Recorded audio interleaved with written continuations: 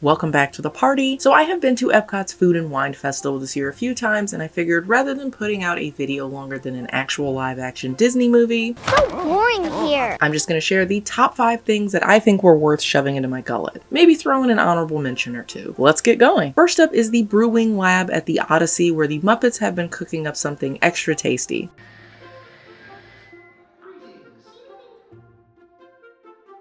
The Korean barbecue wings were a big hit with us. They were packed with flavor, and we are big fans of gochujang. If you've never had that before, it's got kind of a sweet, salty, smoky combo going on, so I think making a barbecue sauce with this was a smart choice. They were mild, so don't stress if you're someone who can't handle spice. The sesame seeds added a nice nuttiness, but I wish they would have added a little more so there was a better wing coverage. Nice and crispy, good sauce to wing ratio. These are a clear 5 and totally worth the mess. At the Refreshment Outpost, hosted by Coca-Cola, don't forget that part, the South African Cream Liqueur Chocolate Mousse was awesome. It's a chocolate cookie with chocolate cake, mousse, and white chocolate ganache, very mild liqueur flavor, and chocolate-covered popping candy. I actually took the time to chew instead of shoveling it feverishly into my mouth, and the popping candy was a nice little surprise that was fun and didn't feel gimmicky. Calling all Zebra Dome fans, this one's for us. 5 stars, no notes. Y'all know what time it is. We decided to get one of everything over at Flavors of America. This booth is usually pretty reliable. I'm not going to bury the lead and we'll cheat a little bit here. All of the food here was great, and I also think these were some of the better value items. Spoilers. Up first is the Gulf Coast style seafood roll. This is super good. Let's try it with butter. This seafood is really fresh. It doesn't taste fishy. There's shrimp in here. There's some lobster in here. It's good without the butter, but with the butter, it's even better. 5 stars, no notes.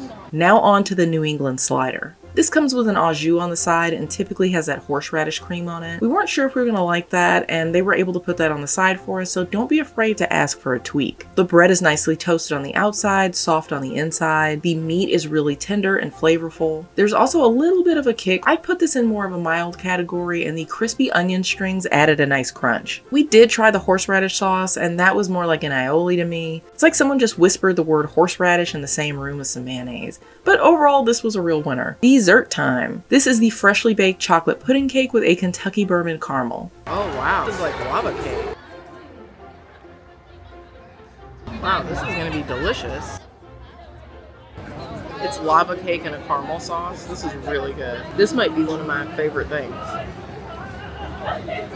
Big thumbs up from me. Okay, on to dessert number 2. I know I'm just talking about my favorites in this video, but I did tell you I ordered everything and I don't want to leave you hanging here. I wasn't really impressed with any of these beers. They were all kind of middle of the road for me, and there are plenty of better things to drink in World Showcase. Onward to Greece, and you know what I'm here for. Griddled cheese with pistachios and honey. This isn't anything new for the fest this year, but for science, I needed to make sure it was still as good as last year, and I wasn't disappointed. It's the perfect combo of salty and sweet, and the pistachios add a nuttiness that pairs well with the cheese and adds a nice textural difference. My favorites list is just including the cheese here, and even though none of the wine was really standout, we found them all to be refreshing, and we were partial to the red and thought it paired well with the cheese. 1, 2, 3 for sure. It's time to continue our culinary adventure over in Harvest Hollow. There are several hardworking forest critters who have contributed to today's noms.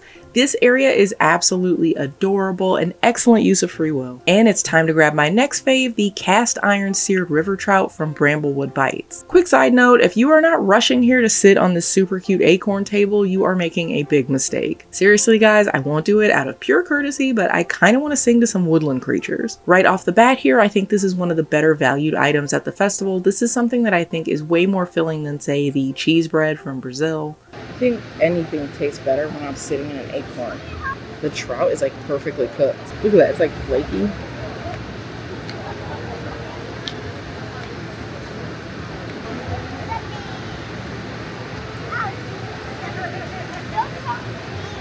That's really good. I think the Brussels are like a tad under for me, but the flavor is really good. It's got a little sweet and salty going on. But really the winner, this trout, is really well cooked. Easy 5. The vanilla flavor is really coming through in the butternut squash puree for me. The Brussels sprout salad adds a nice salty crunch, and the mix of craisins, candied pecans, and spiced pumpkin seeds drizzled with that maple dressing really adds a nice autumnal layer to this dish. It's autumnal. Okay, so that was my top 5, but I do want to throw out a few honorable mentions. These were things that I liked, and while they weren't my favorite, they may be yours. Starting off in India, we wanted to try the lager since we usually just stuff our faces with samosa here, but we weren't impressed. The lager's not bad, but it doesn't taste like anything special. I can't pull any like identifiable flavors or anything out of it. I don't dislike it, so I'll give it a 3, but you can skip this. I just thought it might be something complimentary to the samosas, but I think it's fine. Not good, not bad. Drinkable. Also, this one, just for reference, isn't on tap. I didn't know it wasn't on tap. If I had known, I actually wouldn't have ordered it. They just poured it from a bottle, so that's on me. This is what we came for, the plant-based potato and pea samosa. I always give these a solid 5 stars, but unfortunately they weren't as fresh and fell a little short for us this year. Now, they're not as crispy as they were last year. The flavor is still really good. That crema is good. I'm getting a lot of cilantro. So if you don't like cilantro, you probably won't like this sauce. Oh, did I break my fork? Good amount of filling in there. They have a little bit of a kick to them. I don't think it's super spicy. That kind of cilantro-y sauce, I think, brings the heat down a little bit. So out of 5 spice level, I would say maybe these are in that 2 range. Not too bad. These were sitting under a heat lamp, so they're not as crispy on the outside as I usually like them. The flavor is still really good. The dough is tasty. I'm still giving these a 4. Over at the Australia booth, we thought we would give the wine flight a try, and we were pleasantly surprised. I'm a fan of both Viognier and Syrah, so this seemed worth it to try all 3. This is the wine flight, obviously from Australia. Let's give this a little looky-loo and see. The Syrah is obviously red. Let's assume this is the Sauvignon Blanc, and this is probably the Viognier. Me every shot. Are my ears in the frame? Let's try the Syrah first. It's really dry. These are tiny little pours, but it's only, what was this, $7.25, $7.50 for the whole flight? That's not bad. I actually expected it to just taste like regular red, so we'll give it a 4. Sauvignon Blanc.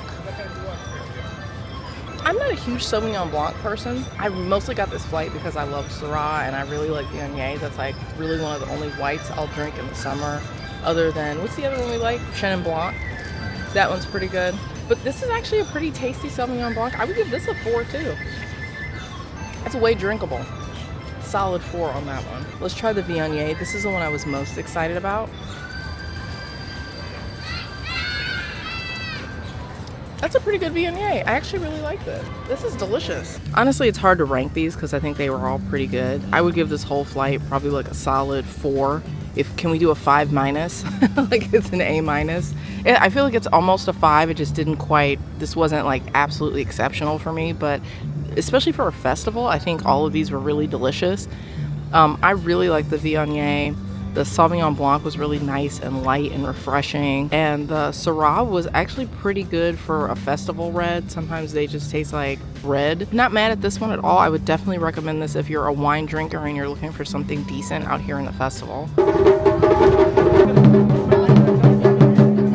Up next from Japan is the Osakana Karaage, which is something I was really looking forward to. Items here tend to be on the pricier side to me, but I usually end up finding something I like. What's funny is they kind of cut this or fried it. It looks like actual like flakes of fish, but it really is just like a fish ball that they deep fried, and then they have the spicy mayo on there. It's actually pretty good. I don't think it's as fresh as it could be, but it does taste good. So I think I would give this like a solid 4. The spicy mayo on this is not really that spicy, pretty mild. Overall, I think if they were fresh, this would have been a solid 5. Ground up pieces of fish made into a shape, like elevated fish sticks. So this was one of the most shocking honorable mentions for me. We actually really like the Joffrey's Butterscotch Cookie Cold Brew. I tend to not like their actual coffee, but this looked really good. Oh, that is good. All right, so I'm not getting very much coffee flavor, but I usually don't with these drinks. It's really light. A little sweet, but it's not overly sweet. It does actually taste like a Biscoff cookie, even though I think they're not supposed to call it a Biscoff cookie. This is a Biscoff cookie coffee. I think this is probably... Is this the best one we had?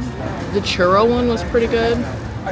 But I think this might be the winner. So that's it, guys. I honestly ate way more than I actually showed you, but I wanted to give you kind of a highlights reel. Let me know down below, what was your favorite thing that you've eaten at this year's festival? Or if you haven't gone yet but are planning to, what are you most looking forward to? I know as of the day I'm posting this, we will have a couple of days before Coastal Eats and Gyoza's of the Galaxy open. I am looking forward to trying both of those booths. That's all for me today. I will see you in the next one. Go forth, be kind, be creative.